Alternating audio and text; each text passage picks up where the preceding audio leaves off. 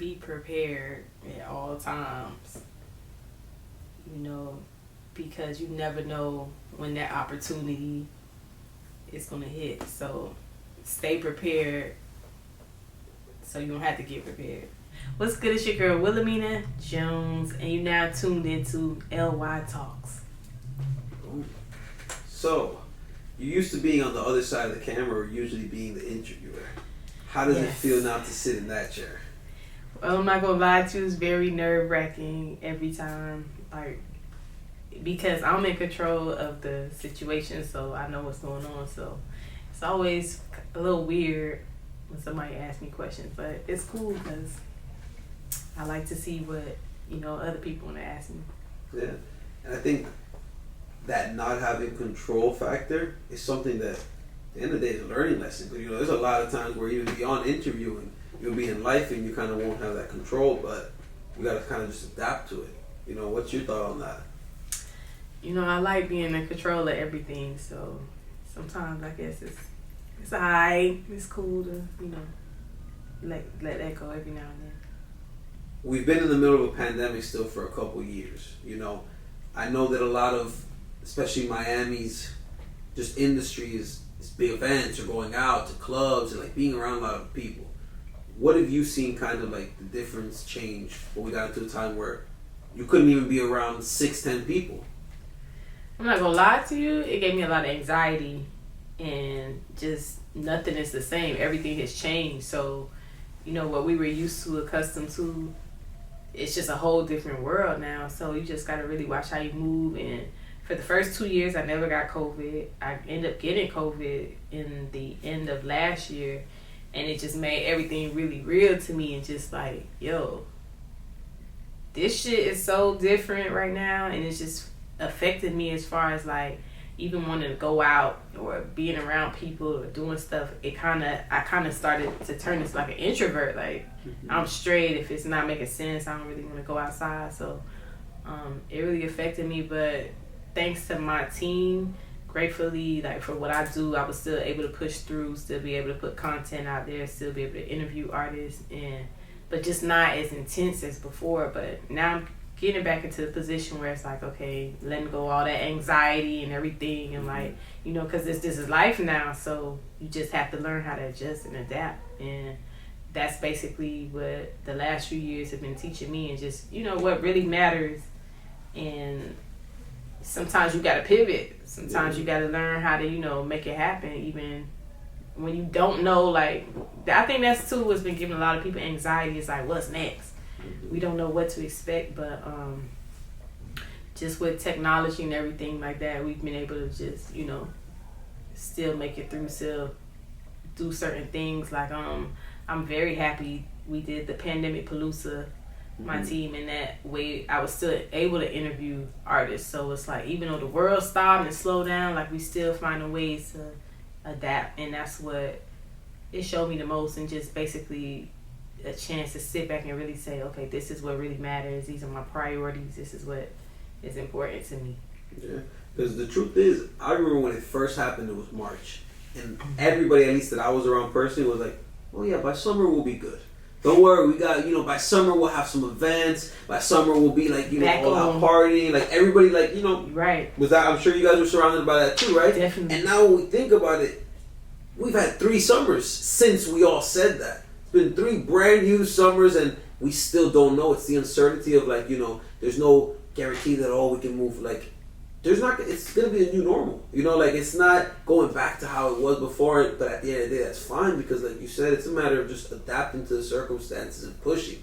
Yeah, it's like new strands, like dropping like weed, like, you know what I'm saying? Like, that's bizarre. COVID in the air. Yeah, every time I turn around, it's a new Omarion, and you know what I'm saying? It's like, it's here, and I think that's the crazy part. Like, all of us just went through this blindly. Like, we never knew how to adjust or adapt, or this was going to happen. And I think it's been affecting everybody differently. But I think, like, we saying adapt. By the end of it, we're going to really see, like, who's the hustlers, who really folded, who really, persevered through everything. Yeah. So that's also one thing that people gotta look at more. Not just like, of course there's a lot of negative stuff going on, but there's also a lot of space and time for individuals who are killing it, doing great stuff, and they're taking advantage of the fact that it's a new world and who's going to be the first to do something. You know, like you said, like the fact that maybe interviews weren't able to be 20 people at a space or whatever, but now you could do stuff such as Zoom. You could do stuff such as, FaceTime interviews, or just try to take a whole new advantage, and that's where opportunity kind of arises. Yes. And like, my question is like, what was kind of one of your favorite opportunities that you feel like you personally worked on during this time? Personally, myself. Yeah. Yourself, or for in business, whatever. I got a chance to just like focus on like my personal goals, and then also get a chance to work on certain things I needed to tighten up to just become a better businesswoman. And so that was great for me, because it was just like I was just always on the go. I didn't realize certain aspects of my life, needed to be fine-tuned, or I needed to work on certain things, or just, work on me to get myself to another level. So it gave me a great time to really just like take a self-evaluation of who I am, where I'm at, what I need to do, what I need to work on, how can I become greater. And so yeah, I've been working on that. But I can't even just act like it's just been all good. It's been some tough times, This is not normal, especially when you're used to be able to do certain things, be in the crowds, be out here with people, and then everything shifts. But, I just had to we just got to keep pushing through. Mm-hmm. What are some projects or things that you've been working on, you have coming soon, that have had you really excited and on your toes? Well, I had this event called Women in Power.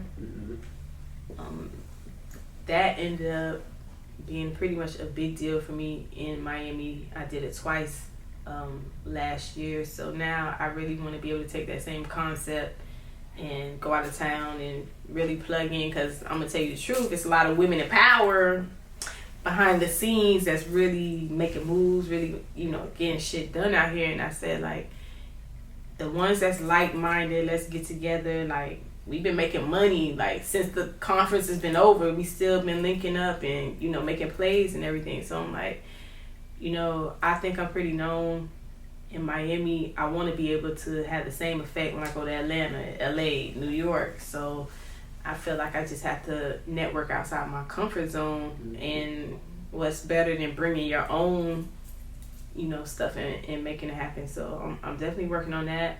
Also, I like to bring my show back. It's been a long time coming. And actually, right before COVID, I had my first show back live in March, that same March, before the world shut down.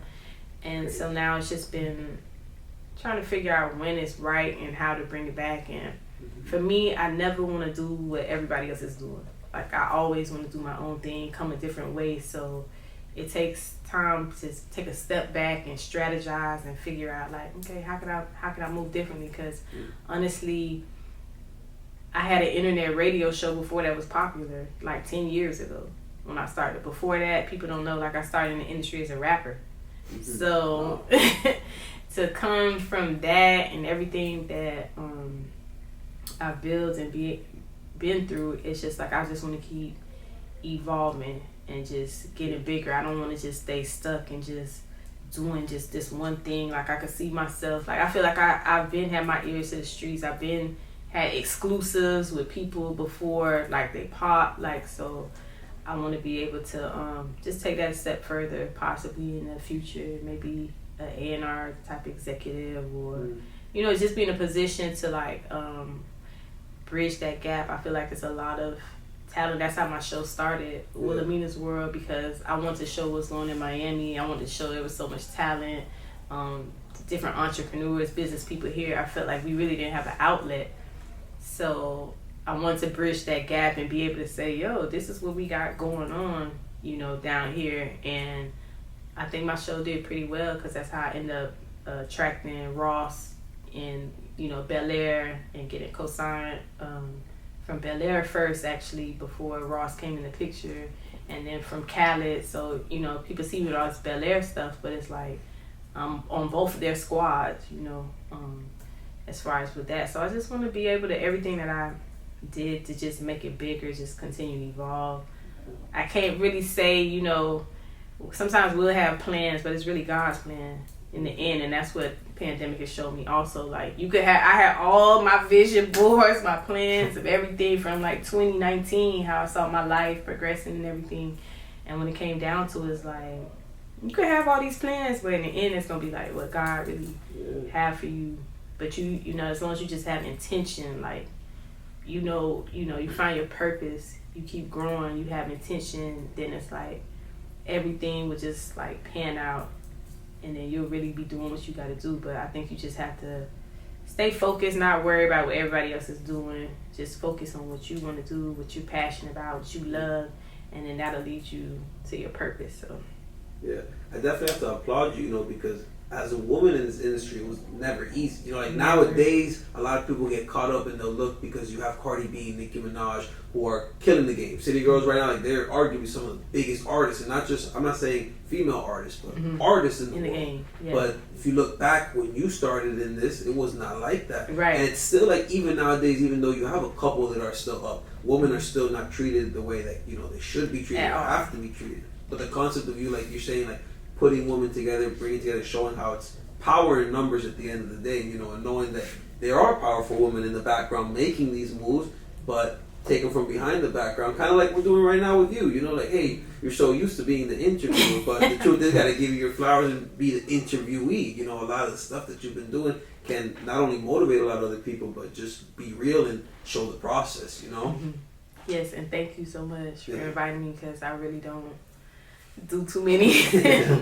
Yeah, no, our whole thing with this is just to try to, give the flowers to the person who's being interviewed, because there's a lot of stuff that you may not talk about every single day, but you'd be surprised how somebody can see that piece of content and it could push them to, kind of like you're saying, you want to go to the next level, very well push somebody else to that next level, and that's the whole idea behind this, honestly. So thank you for, of course, coming out and giving us this time at the end of the day. Definitely, my pleasure. Let's see. What's one thing that you would tell yourself first day you came into this game? Way back then, when you, like you said, you started as a rapper, which is news to me. And it's actually crazy how you adapt from going from rapping to, I'm sure something might have happened, and then you said, okay, you know what, I'm gonna adapt and pivot and do this, and then keep going from there. But everything that you've learned from every role you've played and every step. What's one thing you tell yourself the first day before you got into it? Be prepared at all times, because you never know when that opportunity is going to hit. So stay prepared, so you don't have to get prepared.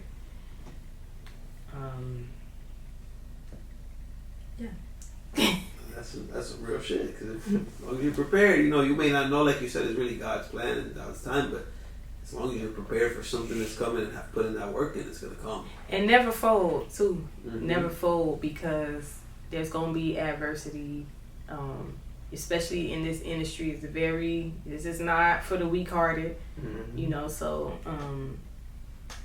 that's one thing I would say Sam Sneak would tell me. Like, I would be like, I'm going to work for MMG, watch, you going to see me and all this stuff.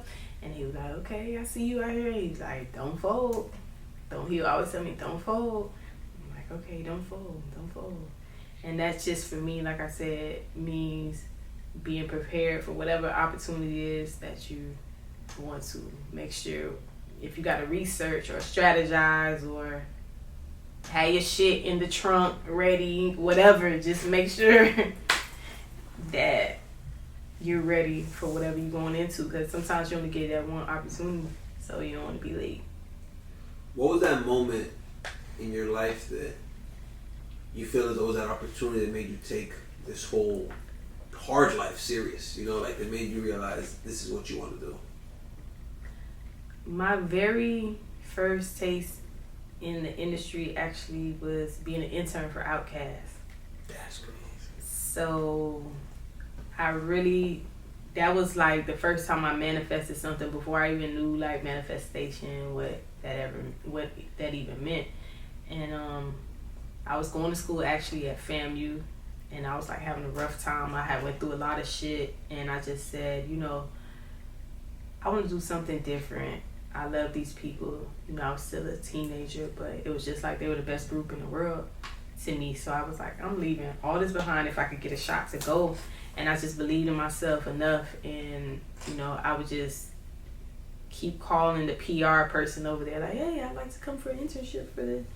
And it's like, I would tell my friends, and they're like, yeah, right, like, how you gonna do that? There's no way, you're gonna be able to do it. And I made it happen. So just being there and in that energy and that light, it was just like, yo, like, you really could think about something and work towards it and make it happen. And just being around that energy and these people, it was just like, nah, I know, like, I want to be in this game. I don't know what I want to do yet. I was going to school. I ended up going to school at Georgia State University for journalism and PR. And I was just like, nah, this is what I want to do. I want to be in the industry. I don't know how, but I want to be able to, like, be in the mix of everything because, this is incredible. And then I graduated from Georgia State University, and I was rapping during this time, so I was making a name for myself in the buzz up there. I started, winning talent shows, everything, to the point where it's like, okay, I see Ross, Khaled, they popping off in the crib. Like, I need to get back home. Nobody at home even knows I rap, like, since I went to school. So I was like, I gotta come back. It's popping. And I was like, oh, I'm gonna work with Ross. I'm gonna work with Khaled and everything. And of course, my friend's like, yeah, right, yeah, sure, you're gonna do this, whatever. And it's like, it took 10 years later after that, but, it manifested. So I just started betting on myself, and I realized that, no, you could really speak things into existence. You really can get around, these people that you want to be around. And of course, just being from Miami, Ross is the biggest boss to me, always has been. I always was first a fan of his music, and I was just like, that would just be great to just like work with him, alongside him, and just, just see how he thinks, how he moves. And so to be able to do that, it's like, that's amazing to me. My name is on the back of 2 albums. Like, I've been working, 5 years over there. And I've been able to do a little bit of everything from digital marketing, creative marketing, putting contests together for fans.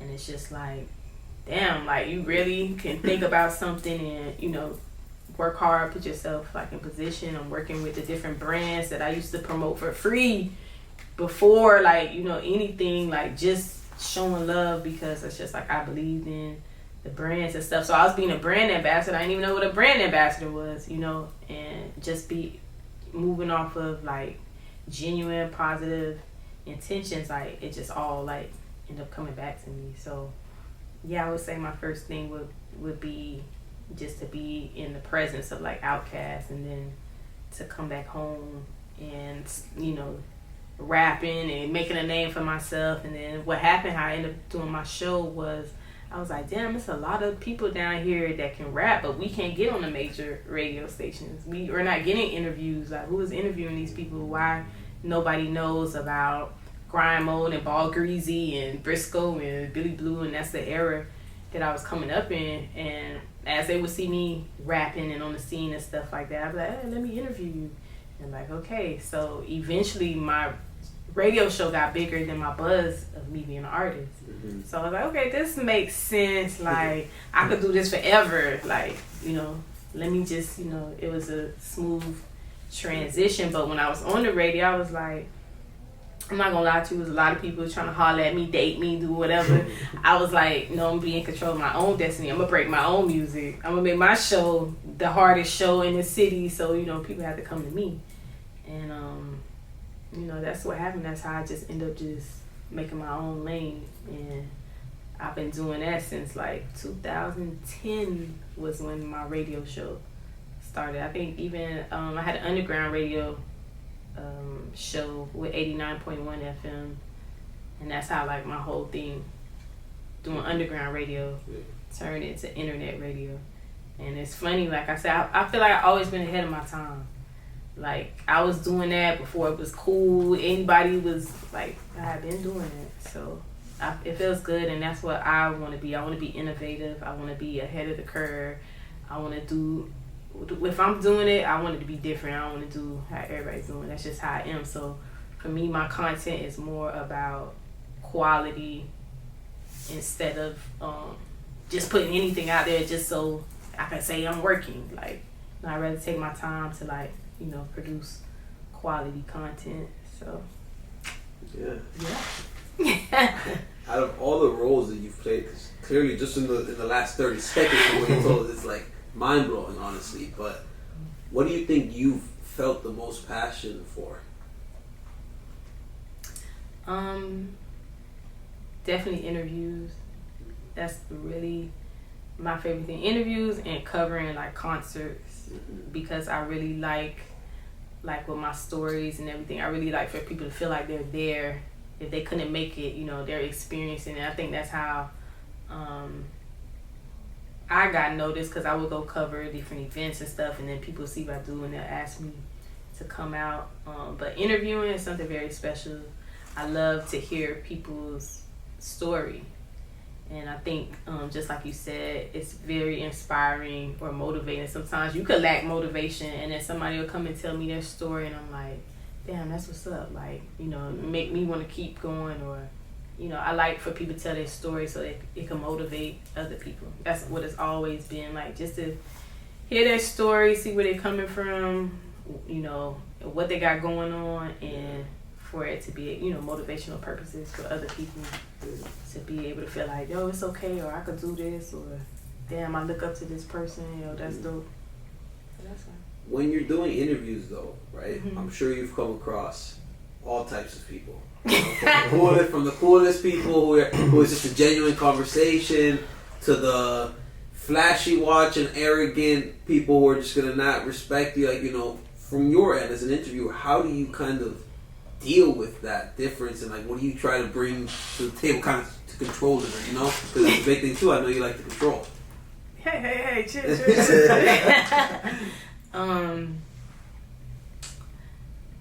One thing I can't stand is, now you agreed to do this interview. Why would you come in there and give me a one word yeah? No. It's like, if you don't want to be here, why did you even accept the interview? So that's a pet peeve of mine, but I always get around that because, you know, I just pop a bottle of Bel Air, get some real in the mood, you know.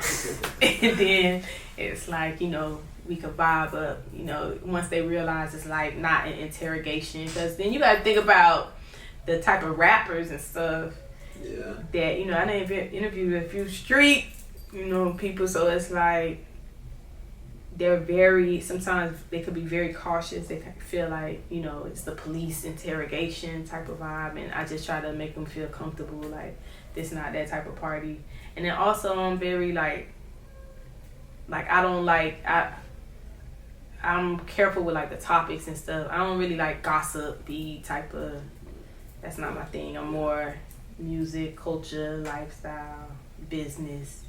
You know, I don't really want to be on no, so they don't have to worry about that, you know, when you come to me. It's important, because the truth is, the whole media is the exact opposite of what you just said. Nowadays, it can be very messy. Nowadays you open your Instagram to any, you know, one of the biggest blogs, the first thing you're going to see is just, the mess. Some drama. Some crazy thing that happened, and you're going to see like a post like that, million likes, a couple million views, XYZ. Then you go to the next post, somebody talking, you know, something that should be accounted for, a good thing they did in the community, 500 likes, you know, maybe 2,000 plays, like, you know, and it's like, it's like that. From the people who are doing its perspective, like, you know, you can't get caught up and say you're doing something for the likes and the views, but it's hard at the end of the day, you know, because people, then you see somebody over there flexing or doing something completely different, and now they're getting all the attention and praise. But it's like keeping it real, and like you said, being able to avoid going for that drama or for that crazy clickbait. That is the way how genuine stuff goes on, and at the end of the day, those are conversations that you can listen to 5-10 years from now. Not I bought the 2022 Mercedes, because at the end of the day, 2023, what is it? Now it's old, you know, and that's people get caught up in. So I think it's interesting to take that approach when you're interviewing certain artists who don't really think like that, you know, because a lot of them aren't, like you said, like they come from a different place and they're built on something completely different, so they're going to try to communicate something different. So having that, you know, bottle of Bel Air, shout out to you. We can do a Bel Air shout out, we'll give that to you guys, you know, you have it. And then, trying to just find that vibe, really. Definitely. And then, like, I think people get nervous too, when it's something like the handwritten question. So I really try to just have a nice conversation, and that makes people feel more comfortable. It doesn't make them feel like, you know, they're being interrogated. You have any shout outs you want to give to some, you know, artists, producers, just people in the game that you've been working with over the last couple of years? No, just yes. Of course, I want to shout out Bel Air, my squad, MMG, my company, Hidden Gems Entertainment Media Group. Also, I do artist development, EPKs, bios, press kits, product placement, event coordination. I got a lot going on, so make sure you follow me at Empress Raw. I don't want to say too many specific name shout outs because I don't want people to feel no way. Well, you forgot about me. But everybody who showed me love, support me. I appreciate you from the day one. So if you just caught on, you feel like Ross put me on, whatever. I appreciate everybody, you know, that shows me love, supports me, retweets me. You know, anybody who's just shown me love over the years and supported my movement, I appreciate y'all. Thank you again. We want to say, obviously, thank you for coming out, chopping it up with us. Make sure you follow me at Empress Raw. And, you know, the Lucrative Youth, make sure y'all follow them. I appreciate y'all. We definitely do business here, so appreciate y'all so much for having me. Always. Of course, thank you always. With that being said, LY Talks. The Lucrative Youth.